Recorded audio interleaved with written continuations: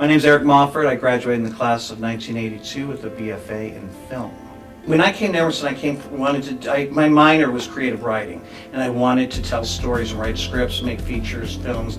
I also was a lover of animation. I was head of the Animation Society. I was not much of a documentary filmmaker other than filming, my parents once in a while and thinking that was a funny story. I worked with the teacher at the time whose name was Ann Carol Grossman. She did a project called Woburn, Who Bears the Cost? And it was all about the toxic waste and how it was giving kids cancer in Woburn, which was later made into a movie with John Travolta's Civil Action.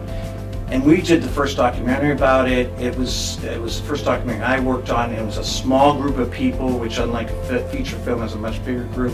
And that process was like, wow, we're helping to reveal information here. And I think that's when my first documentary, and that's when I first got excited by it, and that was an Emerson thing. After I graduated, I wanted to pursue a career in film, so I started as an accountant and basically did every job in the film business at one point or another until finally I reached to this stage of my career where I'm producing both documentaries and dramatic films.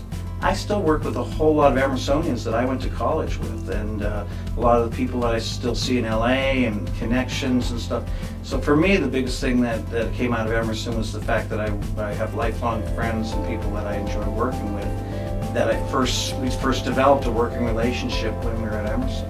One of the projects I did, Houston, We Have a Problem, Nicole Torrey, who was a documentary filmmaker, had gone to Emerson in '86. She approached me with some footage that she had done interviewing oilmen.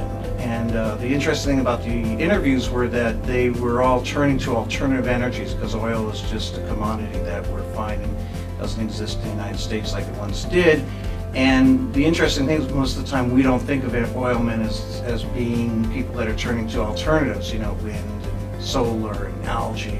So that sort of fascinated not only Nicole, but myself being a filmmaker as well, and I've done some documentaries. I was like, wow, this is a story that has to be told. The film was just up for an Emmy nomination. It didn't win, but it played at it's been playing on television for Discovery, and then before that's played festivals both nationally and internationally. This is the first film of the projects I've done that I've been able to show back at the alma mater, and that's kind of fun to be able to show it at Emerson and have that support of both the students and the alumni.